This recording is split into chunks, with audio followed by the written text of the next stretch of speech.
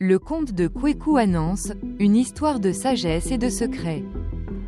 Je n'oublierai jamais le jour où j'ai découvert le secret de Kweku Anansi. La forêt était calme ce matin-là, trop calme.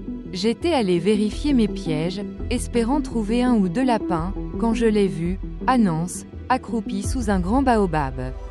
Cela a conduit à une confrontation avec le doyen du village, Nana Bozompem, qui enseigne une leçon précieuse sur le partage de la sagesse. Il me tournait le dos, mais je l'entendais murmurer quelque chose. En m'approchant, mon cœur s'emballa. Anansi parlait à une calebasse et, de l'intérieur, j'entendis des voix, de nombreuses voix.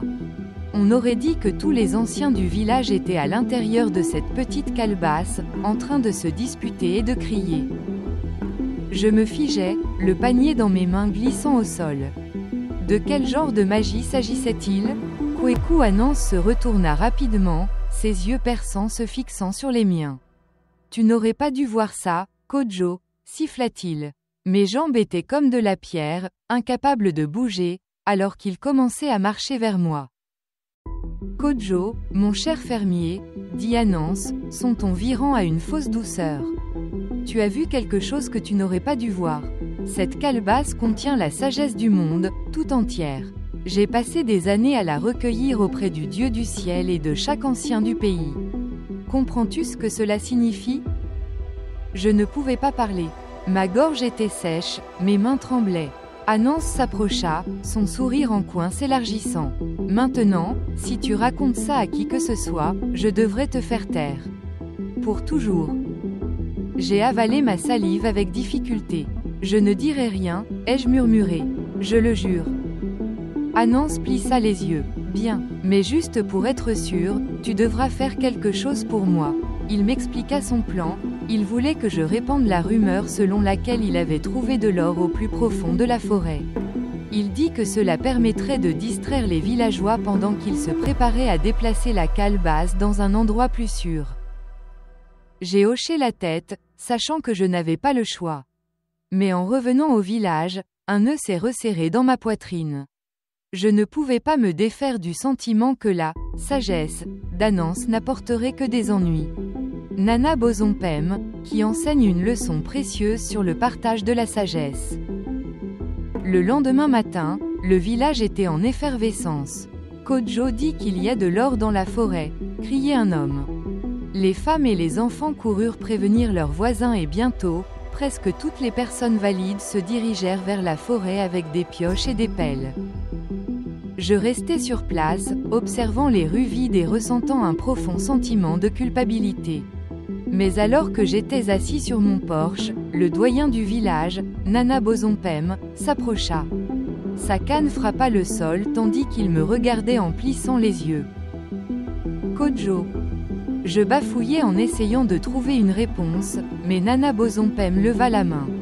J'ai vécu assez longtemps pour savoir que l'or n'apparaît pas comme ça. Dis-moi la vérité, mon garçon.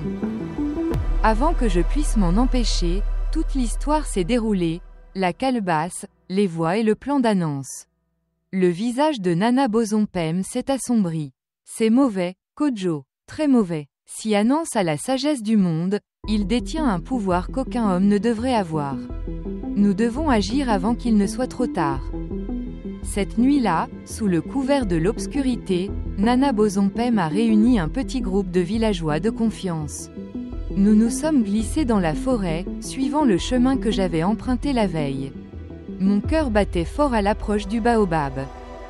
Il était là, Kweku Anansi, en train de tisser une toile autour de la calebasse, en murmurant des mots étranges.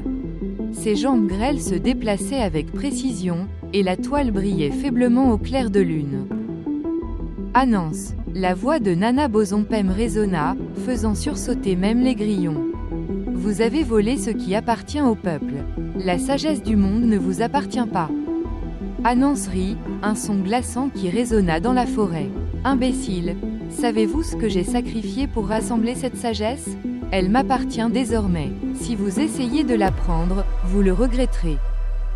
Mais Nana Bozompem ne s'est pas laissée décourager. La sagesse grandit quand elle est partagée, Anansi. La thésauriser entraînera ta chute. À ce moment-là, Anance s'est jeté sur nous, sa toile tournoyant frénétiquement. Les villageois et moi nous sommes dispersés, mais Nana Bozompem est resté ferme. Il a levé son bâton et a frappé la calebasse. La toile s'est déroulée et la calebasse s'est ouverte. Une lumière brillante s'est déversée et les voix à l'intérieur se sont élevées dans le ciel comme un tourbillon. Quand la lumière s'éteignit, Anance gisait étendu sur le sol, vaincu. La calebasse était vide, sa magie disparut. Il leva les yeux vers Nana Bozompem, les yeux pleins de rage. « Tu as tout gâché », cracha-t-il. Mais Nana Bozompem se contenta de secouer la tête. « Non, Anance, je t'ai sauvé de toi-même. La sagesse appartient à tous, pas à un seul. » Le lendemain matin, les villageois revinrent de la forêt, déçus de ne pas avoir trouvé d'or. Mais ils écoutèrent attentivement Nana Bozompem leur raconter ce qui s'était passé. « La sagesse est comme le vent, dit-il. On ne peut la piéger ni la posséder. Elle est censée circuler librement, pour nous guider tous. » Quant à Anance, il s'est glissé dans l'ombre en marmonnant à voix basse. Il allait bien sûr reprendre ses tours, mais les villageois étaient plus sages maintenant. Mais j'ai appris quelque chose d'important, les secrets, aussi habilement gardés soient-ils, finissent toujours par être révélés au grand jour. La fin.